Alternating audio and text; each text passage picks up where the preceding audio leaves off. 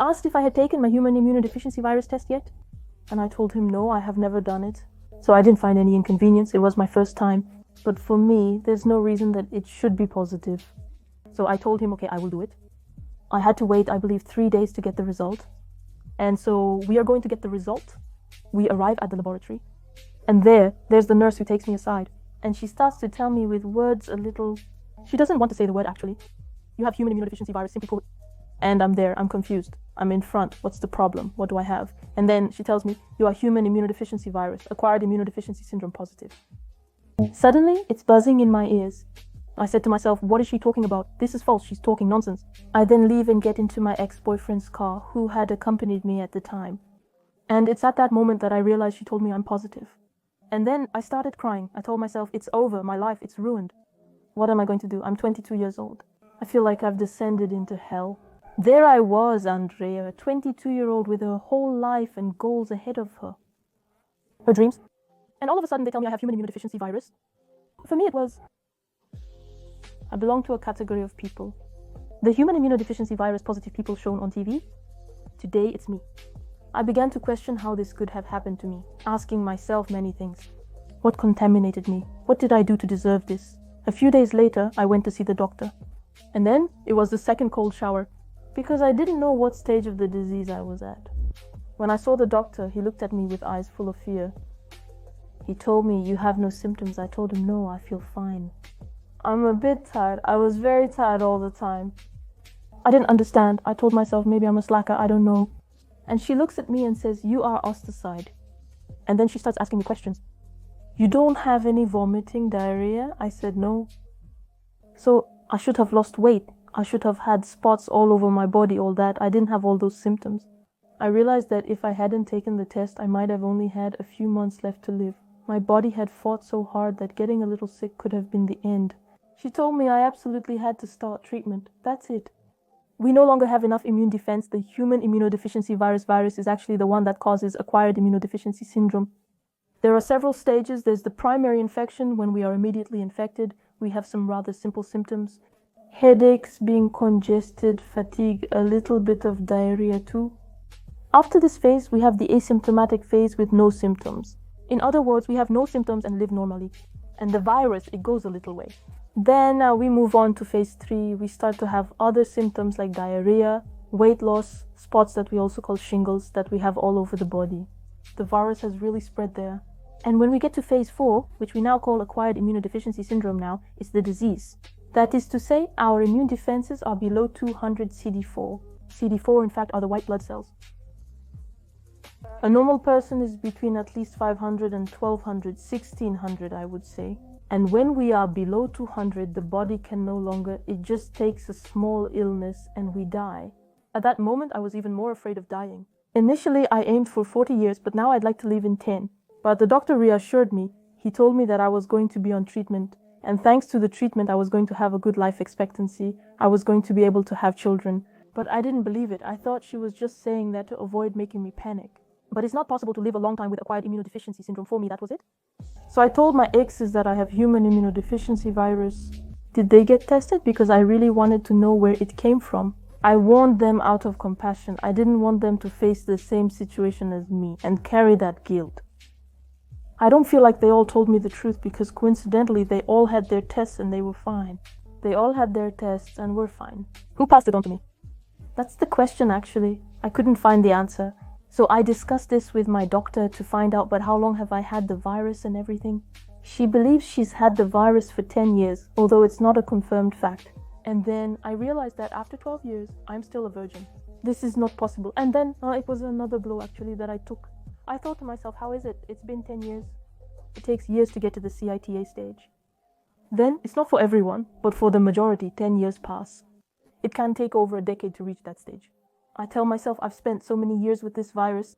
And finally, I was rethinking it. Because when I was in high school in Abidjan, I remembered that I sometimes had boils that came and went, but in large numbers.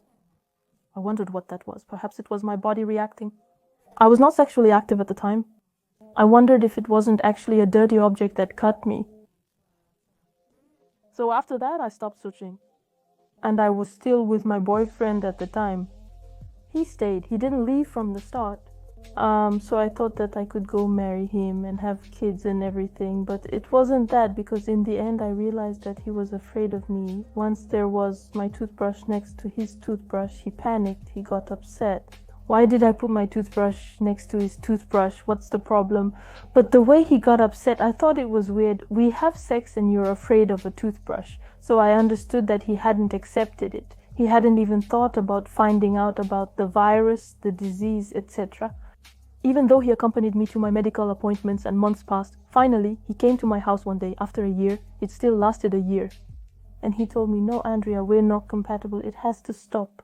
I said, "Okay, it hurt." I said, "But it's over for me." I even begged Jelu to stay, and he told me, "No, he can't. He's leaving." I attempted suicide. I swallowed the pills from my treatment, the whole box, because I read that an overdose could kill. So I accepted my fate, knowing that at least death would bring an end to my suffering. I was actually depressed without knowing it, because I had to stay strong for my sister, for my parents and everything. But at the same time, I was suffering because I couldn't really talk about it. It's a pain that you can't share with anyone. I don't know, it's weird. It touches us so much, our very soul, because we feel like we're going to die. The people who were in front of me could not understand. They told me, "No, it's going to be okay. It's not the end. You're learning your treatment." And I was thinking, what are you talking about? Even if I take my treatment, who will want me actually? What life will I have with this virus? It was the disease that you should not have. And on top of that is a disease that gives you a bad reputation. People would say, yes, it's because she has a disordered sexual life that she got human immunodeficiency virus today. And that wasn't the case. And that's what also bothered me, to have this label today, when there are a lot of people who have unprotected sex and don't necessarily have it. And I found that unfair. I had romantic relationships, but only dated one partner at a time. I didn't have a disordered sex life. I didn't do drugs. I didn't party excessively. Honestly, I was a well-behaved girl, a plain girl at that.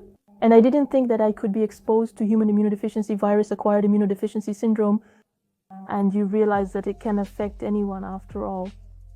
And when I finished, I came out of that ordeal. I told myself, that's it, Andrea, you stop. You have to take control of your life again. It's not possible. Even if you have a decade left, you'll live it fully. And that guy, goodbye. So I told myself I need to take control of my life and get informed. And then I decided to really educate myself about this disease. I began researching independently online. I realized that one could live up to 70 years, even more, and have children and not be sick, in fact. But also I saw that there were meta-forbidden things. People with human immunodeficiency virus cannot get life insurance, for instance. And to take out a loan at the bank too, you get a lot of rejections because we fill out the health gauge for insurance. Some countries have travel restrictions. The United States now accepts what it previously did not. But in Canada, you cannot be a resident when you are too positive unless you have a Canadian spouse and have private social security. And even, for example, in Ivory Coast, and I believe in France too, we could not get into École Nationale d'Administration and all. We cannot participate in the public competition. They ask for the human immunodeficiency virus test. We cannot be in the police, gendarme, or be a soldier. I discovered much later in my research that the doctor simply comes, informs you about your treatment, says it's good, and then leaves. We are not really told all the realities. But well, I regained a taste for life, so for me it was okay. One day I decided to go out, to actually go to a party. So at this party, I met a man with whom I got along very well, and then I told myself, no, Andrea, don't get carried away. I know you have another problem. Don't get yourself into stories like that. We dated, and I told myself, there will come a time when I will have to tell him. That's going to be complicated. And I couldn't. That is to say, it had created a shame in me, and so I found a way to say it. I sent him a message while we were in the same room. I told myself it's easier by message than to look him in the eyes and tell him. I sent him a message. I told him that I'm human immunodeficiency virus positive. He turned around, looked at me, laughed, and said it wasn't a problem. What? How is it not a problem? Did he really read what I told him? He says, well, you're human immunodeficiency virus positive. So, as much as I don't want to be with you, then he asked if we could see the doctor together to learn more, because he didn't really know. He knew we could live with it, but was unaware of all the potential consequences of the disease. We visited my doctor, who explained to him that I am following my treatment and precisely I am undetectable. Being undetectable is when the virus has a very, very low quantity in the blood and therefore can no longer be transmitted. I can't have unprotected intercourse. I can no longer infect myself, and so the doctor explained that to him. And so he was reassured. He was really reassured. He reassured himself that it was fine and he just needed to take medication. No big deal. And so we continued with our lives and all was going splendidly. I felt that I was really comfortable with him. He didn't make any difference to me. I felt like a woman. In fact, everything was just simple. We moved in together. And then I started wanting to have a child. Then the question arose, how were we going to have a child? Because at the time I didn't know that we could have unprotected intercourse. So I thought, how are we going to have children if we don't want to have intercourse? I looked up on the internet where I saw that we could do self-insemination. It says that the guy, he collects his sperm in a plastic jar. Using a needleless syringe, he injects it into me. Like a fiber actually. I thought to myself, well, we're going to do this. And so it was my first pregnancy. I was super happy. We could do it without a condom from the start and we still went through all the trouble to do all that. Fortunately, it was only the first one as it's a workout. For me, it was really, I need to have a child. Because I was told that I was not going to have a child. So I wanted to have that child. I felt it quite deeply, actually. And also having a child was a way to hide my human immunodeficiency virus status as well. When people see that I have a child, they could never imagine that I have human immunodeficiency virus. I was building an identity opposite to all the stereotypes associated with human immunodeficiency virus, acquired immunodeficiency syndrome. And on top of that, I wasn't all skinny. When people see me, they say, you're healthy, that I'm not sick. So in people's minds, even if there was a rumor, I told myself it's false. She has a child, she's married, she's not thin. So for people, it's false. It was therapy for me. I avoided support groups because I didn't want to be associated with the disease. For me, going to support groups, I was going to be with human immunodeficiency virus. Positive people, these are places that are pitiful. For me, that's what it was in my head, meaning, no, I don't actually need to look like them. Because for me, in my mind, in fact, it was hard to come to terms with the fact that I am human immunodeficiency virus positive. Every time I remind myself that I'm human immunodeficiency virus positive, I get depressed. When I don't think about it, everything is fine. It was really hard to accept that status, that word. I was the most violent towards myself through self-stigmatization. And finally, there are a lot of human immunodeficiency virus positive people who do it. After hearing certain things, we repeat them ourselves actually. We can't even accept and love ourselves. The pregnancy went smoothly and I chose to deliver via cesarean section. The doctor gave me the choice because I could give birth vaginally since I was undetectable. But being afraid, I chose the C-section. At least it's zero risk. Even if we're detectable after treatment, it's not an issue as we don't transmit the virus while under treatment. But it's still from a certain threshold, meaning that we shouldn't have viral spotting, meaning the number of viruses in the blood very, very high. And at birth, we give the child antiretroviral treatment for 2 to 4 weeks to eliminate all traces of the virus just as a precaution. The children, if they are followed up, there is no problem. And then with my first daughter, we finally started having unprotected sex. The doctor gave us permission after all that. We had our second daughter and then the third daughter who came right after. And it was when I was pregnant with my third daughter that I got the idea to speak publicly about the virus. I realized that I was going to start healing as the years went by. In the end, your life is no worse than anyone else's. After all, you live well like anyone else. And people can't even imagine that you live with human immunodeficiency virus. And I think it's time to help all the people who are suffering. And also to deconstruct the image we have about human immunodeficiency virus, acquired immunodeficiency syndrome. I think that it has still evolved a lot over the years. If you've had it, realize that anyone can get it. And then I decided to speak up, to tell my story.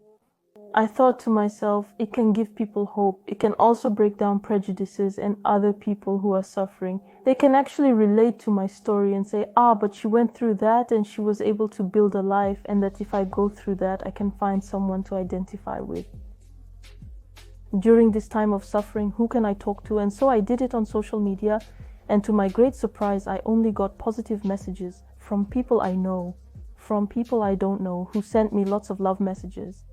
I stayed all this time like this, stigmatizing myself, while people gave me so much love.